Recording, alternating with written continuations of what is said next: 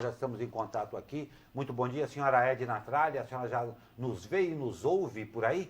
Sim, super bem. Bom dia, mais uma vez, muito obrigada aí pelo convite, pela oportunidade de chegar aí aos nossos munícipes e poder falar um pouquinho desse momento. Muito obrigado. Como eu disse, conversamos a partir de agora com a senhora Edna Tralli, secretária de Apoio Social de São José dos Campos. Claro, o assunto não poderia ser outro a não ser a pandemia que estamos vivendo aí. E nesse momento, senhora secretária, o apoio social da Prefeitura de São José dos Campos no enfrentamento a essa pandemia é vital em vários aspectos. Eu gostaria que a senhora comentasse um pouco a esse respeito.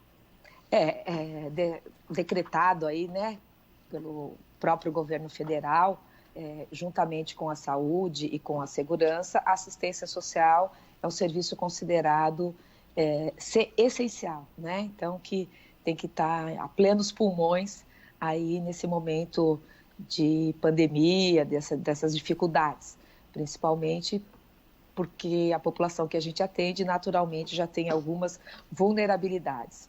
E a questão da pandemia, de uma possível doença, ou de uma possível contaminação, além de ter um maior risco para eles, nós trabalhamos com alguns grupos de risco importantes, como os idosos, né? Dentro das nossas políticas, nós temos a política dos idosos, população em situação de rua, casos de violência, então somos considerados aí um serviço essencial.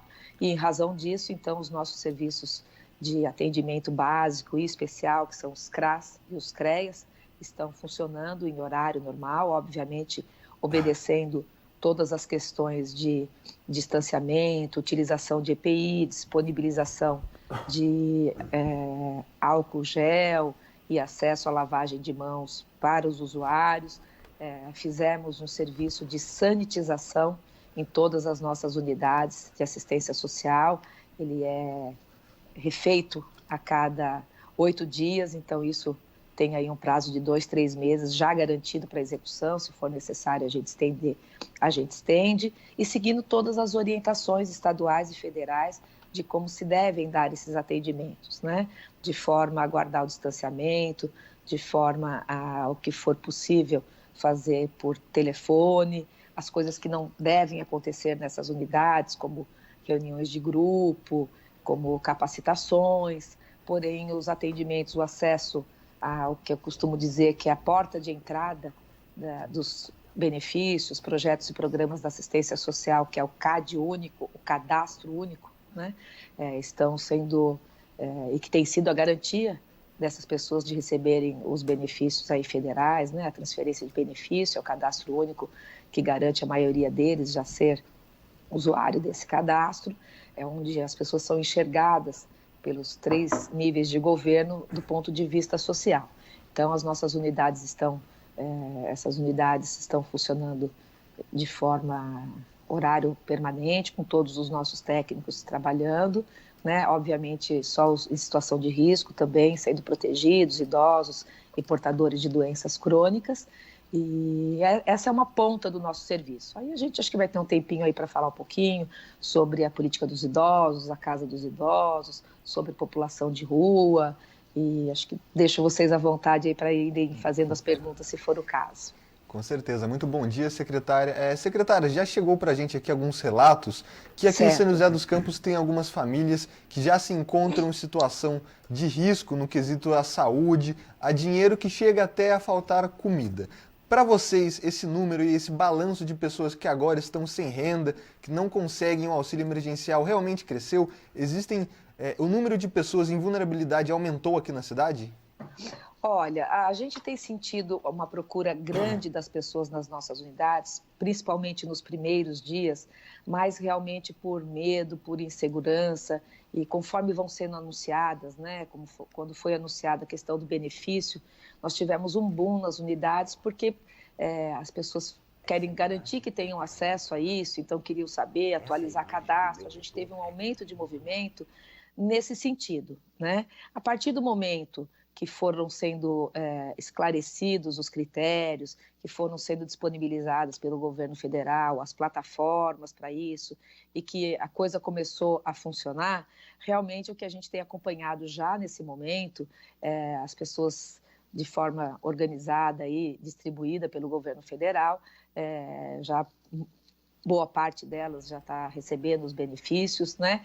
Muitas das pessoas nossas já eram assistidas pelo Bolsa Família, são participantes do nosso programa de Bolsa Auxílio Qualificação para o Trabalho. Então, teve realmente uma demanda maior, mais por informação, mais por um medo, né? Mas a gente acredita, sim, que possivelmente algumas pessoas estejam já... Não temos dimensionado esse número, porque agora alguns dos acessos a esses programas que não são os municipais, eles são feitos direto pelo aplicativo. Então, a gente não tem um retorno, né? Isso deve acontecer em algum momento, mas nós não temos um retorno do número de pessoas que não eram usuários do nosso sistema de assistência social e que agora tiveram acesso a esse benefício. Isso foi feito diretamente com o governo federal. Então, a gente imagina que esse número, por exemplo, os trabalhadores informais, autônomos, essas pessoas não eram, né, usuários do nosso serviço de assistência social, não passaram ainda a ser, porque a necessidade deles era do ponto de vista financeiro e o fizeram através do aplicativo, né? Então, em número de aumento de cadastro único, nós não temos nada ainda muito significativo de aumento. Um pequeno aumento, mas não muito significativo, porque é um público novo, né? Que não era usuário da assistência social e que agora, por esse período, precisou desse aporte, mas que foi feito dessa forma, lógico, nós servimos como apoio para que eles tivessem acesso a esse benefício, favorecendo as informações e tal, mas na hora que lançou o aplicativo, o governo federal, da Caixa Econômica, quem não tinha cadastro único não precisava ir numa unidade de CRAS para fazer o seu cadastro único, ele fazia através do aplicativo. Então, esse movimento anterior existiu muito grande, porque eles sabiam que o cadastro único seria a porta de entrada, então todo mundo queria fazer o cadastro único. De forma inteligente, o governo federal entendeu que isso ia gerar, já estava gerando aglomeração, risco da contaminação, e garantiu uma data corte, então até quem tivesse cadastro único até 30 de março, e a partir daí a pessoa faria direto no aplicativo. Então, essas novas demandas passaram a não passar mais pelo nosso serviço. Então, a gente imagina, sim, que aumentou, mas de pessoas que não eram usuários do sistema de assistência social. Perfeito. E, secretária, a gente está noticiando aqui recentemente, cidades como Taubaté e Jacareí já fizeram aportes aí com cesta básica. A gente acabou de anunciar agora aqui de Taubaté. A gente vê órgãos como o SESI, por exemplo, também distribuindo cestas básicas. Aqui na Prefeitura de São José dos Campos está sendo feito esse serviço? Existe alguma previsão? E como você falou aí, muitas pessoas estão procurando o cadastro geral, né? O cadastro no aplicativo. Único. Isso, no cadastro único, mas o cadastro único não permite mais essa inscrição, é isso não, mesmo? Permite, sim, nós estamos fazendo, estamos atualizando, ela permite, mas para os fins desse benefício do governo federal de R$600, o critério que eles elegeram foi de quem já tinha cadastro único feito até 30 de março, quer dizer, já eram pessoas apontadas como vulnerável, com alguma necessidade que poderia ainda aumentar nesse momento, e que a partir dessa data seria feito pelo aplicativo, seria garantido para os novos, né? Para os novos, para que não precisasse aglomerar as pessoas todas para fazerem esse cadastro. Agora, em razão de outras necessidades, nós estamos fazendo, as pessoas estão procurando, nós temos auxílio natalidade, nós temos auxílio funerário, nós temos aluguel social, nós temos uma série de benefícios municipais que também a base de dados é o cadastro único. Então, essas pessoas, sim, nós estamos fazendo, atualizando, reavaliando critérios, sempre que necessário. Como eu disse, os nossos serviços estão atendendo as demandas naturalmente, né? Em relação ao aumento, houve sim um aumento de procura muito grande no início, por esse público novo que não era usuário do serviço, e que realmente, se tivesse que, para essas pessoas terem acesso ao benefício federal, todo mundo fazer dentro de um CRAS, né, que tem ali uma equipe, uma população adstrita já apontada como vulnerável, eles são construídos do ponto de vista físico e de RH para atender o perfil. De um dia para o outro, o perfil mudou no mundo, né? Perfeito. Então, eles entenderam que a forma eletrônica garantiria mais o que é mais importante, né, que é a vida das pessoas. E, secretária, falando agora especificamente, desculpa te interromper, da população que é a que mais sofre com o coronavírus, que são os idosos, né? Como é que a gente sabe que a sua secretaria atua conjuntamente com a Secretaria de Saúde, Economia, enfim, mas no apoio social aos idosos, como é que estamos aqui em São José dos Campos? Temos muita coisa a falar, mas só voltando um pouquinho na sexta, que eu acabei não respondendo, né? Pode falar. Então, nós temos um movimento que é o São José Sem Fome, apoiado pelo nosso Fundo Social de Solidariedade, né? Que tem feito um trabalho bastante interessante em relação a isso, envolvendo toda a sociedade civil, empresas, né? Um movimento muito grande. Até a última vez que eu vi, acho que já tinham sido entregues por volta de 8.000 cestas e kit de limpeza e higienização para as pessoas. Então, são grupos da sociedade civil e que têm utilizado aí como apoio o Fundo Social de Solidariedade e têm sido entregues cestas básicas para as pessoas que assim o têm demandado. Tá? Então, São José tem feito esse trabalho em parceria, né? Porque são muitas frentes aí, é um problema mundial e que tem envolvido, felizmente, não só os 3 níveis de governo, mas a sociedade civil. Não raro a gente recebemos doações de álcool gel, de EPI, já recebemos doação de alimentos aí para os nossos serviços de idosos. Então, a sociedade, de forma geral, junto com a prefeitura, tem aportado aí as necessidades da nossa população. E vamos falar um pouquinho, então, dos nossos idosos, né? Que é o grande grupo de risco, né, e de maior vulnerabilidade. Nós temos, né, alguns equipamentos de atendimento aos idosos. O primeiro deles é as nossas casas dos idosos, que tem nas 4 regiões da cidade, que atende em média aí, mais de 6.000 pessoas por mês, como um serviço de convivência e fortalecimento de vínculos. Esse serviço, por orientação, obviamente, né, da Organização Mundial de Saúde, Ministério da Saúde, Secretaria Estadual e Municipal de Saúde, essas atividades com essa tipificação tinham que ser suspensas porque aglomeração, ainda mais com pessoas de risco, são altamente não indicadas, né? Então, os serviços da Casa do Idoso de convivência e fortalecimento de vínculo foram suspensos no primeiro momento. As casas dos idosos não fecharam porque coincidiu com o calendário de vacinação de gripe dos idosos, então nós pudemos oferecer a Casa dos Idosos para essa vacinação exclusiva para eles, para que eles não precisassem estar indo até os UBSs e ter, né, contato com pessoas de outras idades, com outras doenças. Então, foi um esquema bem legal. As casas dos idosos são muito grandes, então, do ponto de vista de logística sanitária, conseguimos guardar espaçamento para as vacinas, o ambiente foi vacinado, a saída foi muito organizado, né? Foi um trabalho muito legal, em parceria com a Secretaria de Saúde. A gente faz muita coisa, são as 2 secretarias que andam de braços dados e, nesse momento, a gente está abraçadão mesmo, né? Então, as casas dos idosos foram utilizadas nesse período para vacinação. Dentro da Casa dos Idosos, nós temos mais outros 2 serviços que são realizados bastante importantes. O primeiro deles é o Centro-Dia, né? Um serviço que eu já tive a oportunidade aí de contar um pouquinho para vocês, onde atende hoje no município 160 pessoas. Elas são buscadas nas suas casas diariamente, com uma van adaptada, e chegam de manhã cedo e fazem não só todas as refeições lá, como passam por atendimento médico, de enfermagem, fisioterapeuta, psicólogo, terapeuta ocupacional, assistência social, entre outros atendimentos, um atendimento realmente integral. E ao final do dia, após a última refeição, são levados de volta para casa. De qualquer feita, também, para eles não era indicado estar em grupo, aglomerado, ainda que seja um lugar muito grande, muito espaçoso, mas a movimentação colocava isso em risco, né? O isolamento social é o indicado para esse grupo.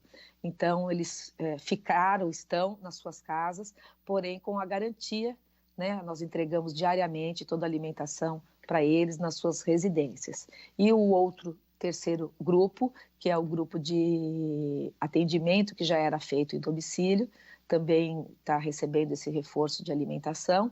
E os atendimentos médico, psicológico, todos esses profissionais têm sido feito por teleconsulta ou por videochamada, e, se necessário, guardado todas as orientações de EPI e de cuidados, né, é feito algum atendimento no domicílio mesmo, a visita domiciliar, mas guardado todo o cuidado para que não haja risco de contaminação.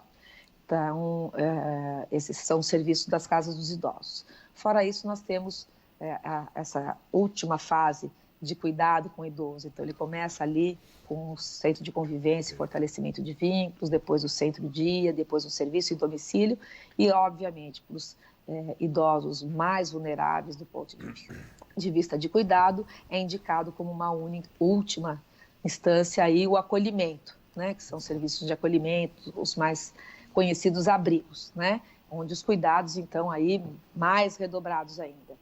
Então, juntamente com a saúde também, com a vigilância sanitária, adequamos todos esses espaços, temos já separados para leitos de isolamento quando for indicado, porque qualquer um de nós pode fazer um sintoma e se tornar um paciente de risco, passa lá pelo serviço de saúde, colhido um teste, e até que esse teste saia, você é um paciente suspeito e é indicado para você fazer o isolamento. A gente vem para a casa da gente, fica ali trancadinho no quarto, né? E eles voltam para a casa deles, onde tem mais ali um determinado número de idosos. Então, nós garantimos, já temos 18 leitos de isolamento, caso sejam necessários de ser usados, mais 3 em finalização. Já precisamos isolar, já tivemos, então, 8 idosos que foram considerados casos suspeitos em algum momento. Felizmente, todos superaram a fase aí do resfriado, deram negativo para a Covid, mas ficaram isolados pelo tempo que lhes foi indicado. Muito né? legal. E muito interessante que ontem eu recebi a normativa do governo federal dizendo o que a gente tinha que fazer daqui para frente. E é uma normativa enorme, que eu levei mais de uma hora para ler e ao final eu falei assim, poxa, que bom, nós já fizemos tudo isso faz tempo.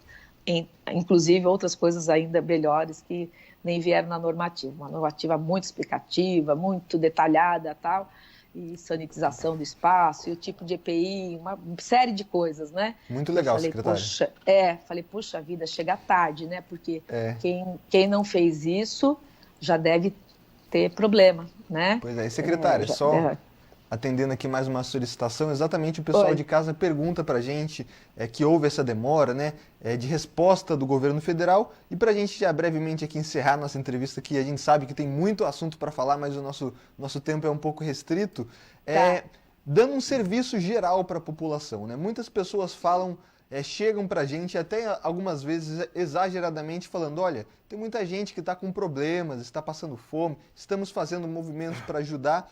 Enfim, como é que a prefeitura pode chegar até essas pessoas? Porque a gente sabe que muitas vezes nós aqui, os CPFs ou os CNPJs, não conseguimos auxiliar todo mundo, mas a prefeitura tem esse trabalho. Então, como é que o cidadão comum aí relata até a prefeitura um caso de uma pessoa que está em vulnerabilidade nesse momento?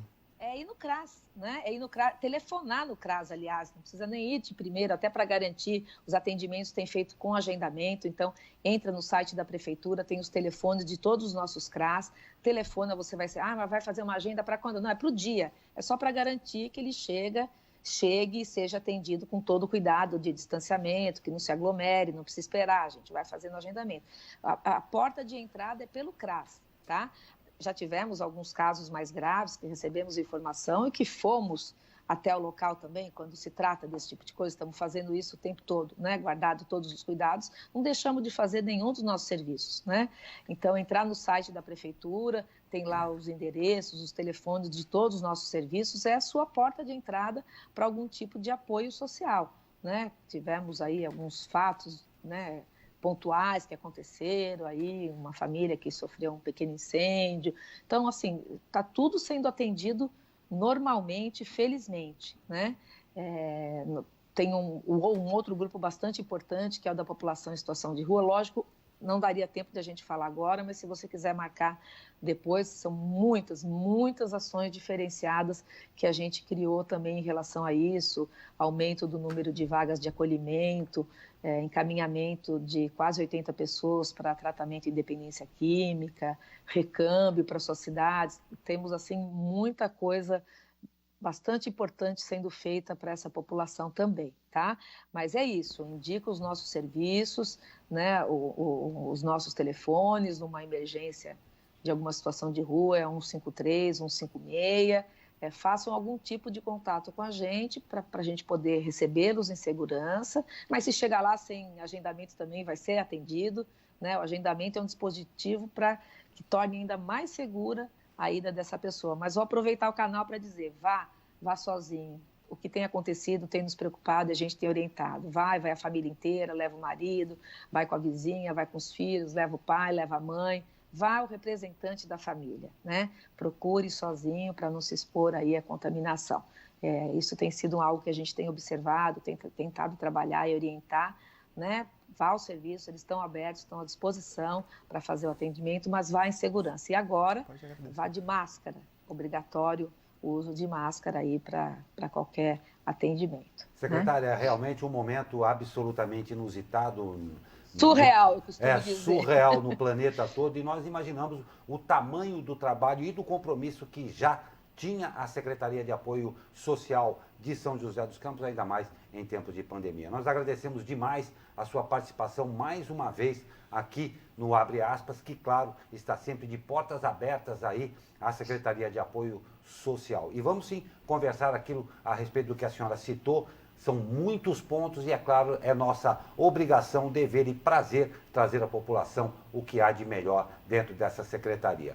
Nós agradecemos a sua participação, um ótimo dia e um ótimo final de semana, a senhora também.